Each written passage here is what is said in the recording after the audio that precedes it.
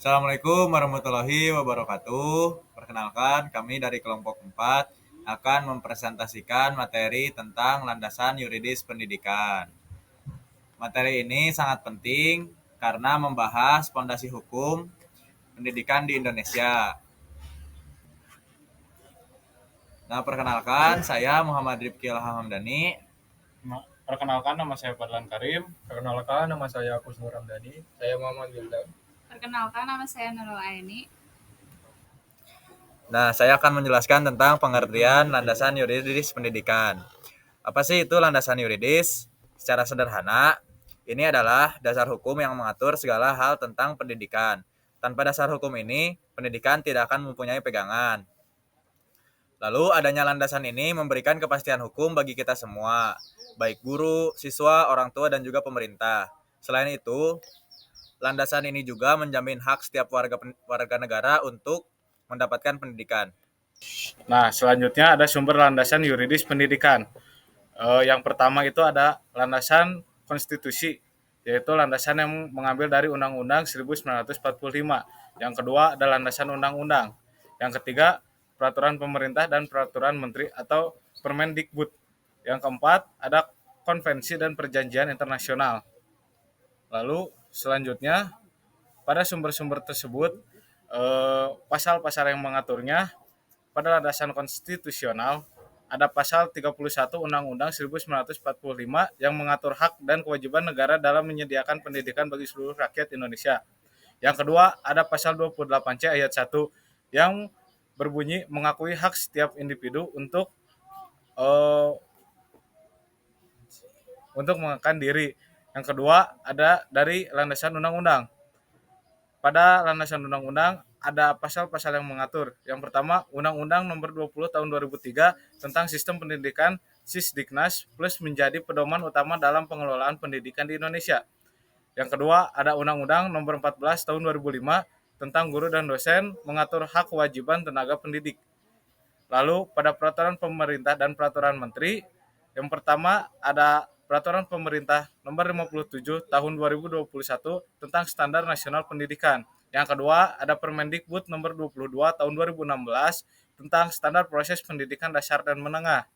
Lalu, pada poin keempat, yaitu ada konvensi dan perjanjian internasional. Pada konvensi ini ada dua hal yang mengatur. Yang pertama ada Deklarasi Universal Hak Asasi Manusia (DUHAM) pada pasal 26 plus mengenai pendidikan adalah hak setiap negara. Yang kedua ada Konvensi Hak Anak PBB mengatur hak anak untuk mendapatkan pendidikan yang layak. Baik, yang selanjutnya ada peraturan pelaksana dan turunan. Apa itu peraturan pelaksana dan turunan? Yaitu undang-undang yang sifatnya umum dan untuk menjalankannya ada aturan yang lebih teknis yaitu aturan turunan.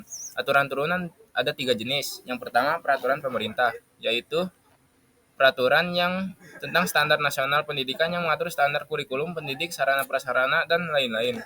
Yang berikutnya ada peraturan menteri, yaitu seperti Permendikbud yang mengatur kebijakan zonasi atau kurikulum yang kita gunakan di sekolah. Dan yang ketiga, peraturan daerah, yaitu yang mengatur penyelenggaraan pendidikan sesuai kebutuhan dan kondisi daerah. Yang selanjutnya ada studi kasus atau contoh implementasi. Contoh nyatanya ada kebijakan wajib belajar 12 tahun yang dicanangkan pemerintah itu adalah wujud dari UUD 1945 dan UU Sisdiknas. Kemudian sertifikasi guru adalah implementasi dari undang-undang yang menuntut profesionalisme guru, dan kebijakan zonasi sekolah yang sering kita dengar juga dibuat berdasarkan prinsip pemerataan pendidikan. Nah, selanjutnya di sini saya akan menjelaskan tentang fungsi dari landasan yuridis pendidikan.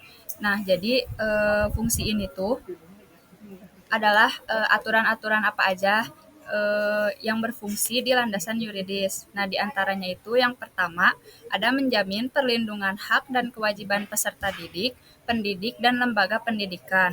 Nah, kenapa ada fungsi ini? Karena kita itu harus menjamin dari hak dan kewajiban semua pihak, mulai dari guru, mahasiswa, sampai lembaga pendidikannya sendiri. Jadi semua lembaga itu punya kejelasan, nggak ada yang seenaknya atau merasakan dirugikan.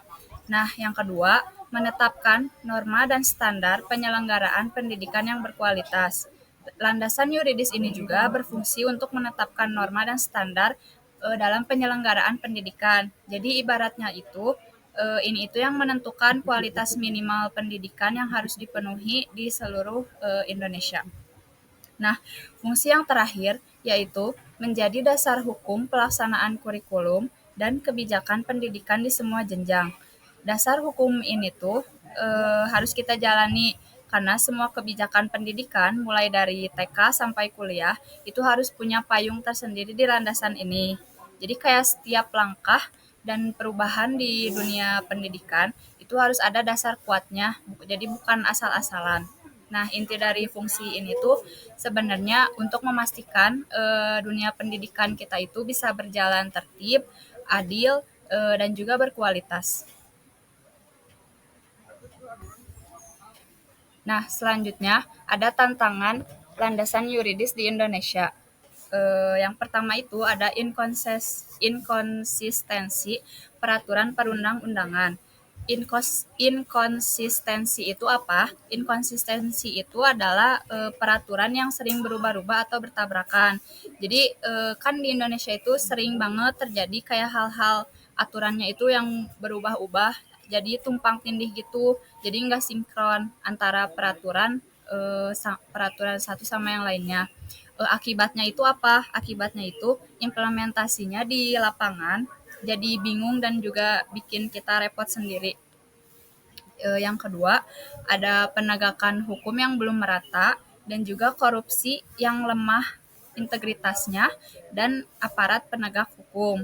Nah, ini kayak kalau korupsi tersendiri itu udah menjadi penyakit lama yang di negara Indonesia karena korupsi di sektor pendidikan atau di aparat penegakan hukum kita itu integritasnya itu lemah, otomatis aturan mainnya itu